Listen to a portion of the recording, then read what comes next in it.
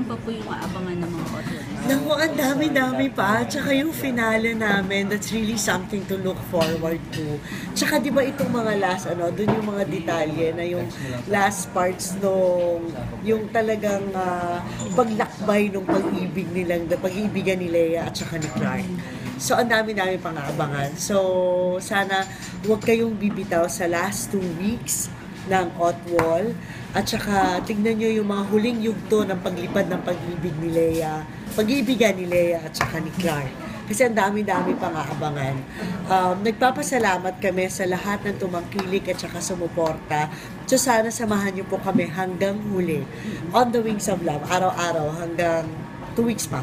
Ano po bang, may mabibigay ba kayong kasi in the past episode, medyo hurtful Bigat masyado. Oo, di ba? Basta! Kasi di ba? Happy end, clue na lang po. Happy Okay, ending dapat- po ba? Or Depende, anong gusto nyo.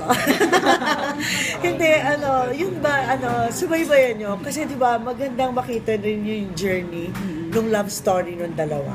Siyempre, up and down. Yung may ups and downs yan, yung ganyan. So, maganda masubaybayan nyo yung hanggang sa huli. Ang pangit naman ko i-review. ano po yung mamimiss nyo sa grupo? Yeah, it's the whole team. For one, I will miss my role kasi, di ba, this is the first time that I play the lesbian role. Tas light lang, pero may puso about sa family, parang ganyan. So, nakakamiss yun. Tapos, of course, yung samahan namin doon, I've really grown so much in touch. Si Clarky boy ko di ba? Sa kanya ako talaga close. And we've really, grown close together. Parang anak ko na rin yun, yung gano'n. Talagang inaalagaan ko yun, si Clarky boy. Of course, Leia, si Nadine, and the whole Tenamentster, yung mga tiga-Tenament, yung mga ganyan. Lahat yun mamimiss namin. Tsaka, kung ano yung nakikita ng audience sa Otwol, yung gaang ng pakiramdam, yung sarap ng feeling, that's what we share on the set. Magaang lang, good vibes, positive, may kagat, di ba, may kurot sa puso, pero masaya. Tapos fun, light, yung gano'n. That's how we share it. Are you ready to let go of Tita Jan? Parang di pa. Pero, okay na rin to move on, di ba? Kasi, it's okay na rin to move on to other things, di ba? Total medyo nasagad na rin or nasulit na yung storya, yung ganon. So, magandang to end it in a high note, di ba?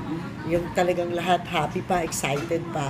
But, when I say that there's still so much to look forward to, there's still so much to look forward to until the end. You know how it is with Jaylene. So, ang dami-dami pang mangyayari. Tapos isa pang mamimiss ko talaga sa Otwol, one of my favorite parts, kahit hindi ako siguro talaga taga-Otwol, is si Rico. Yung spoken words niya. I think that was a very good thing that was introduced in On the Wings of Love. Yung mabalik tayo dun sa poetry, di ba, yung sa spoken words na ginagamit. I really commend that yung sa lalo na sa creative team ng On the Wings of Love, sa Dreamscape.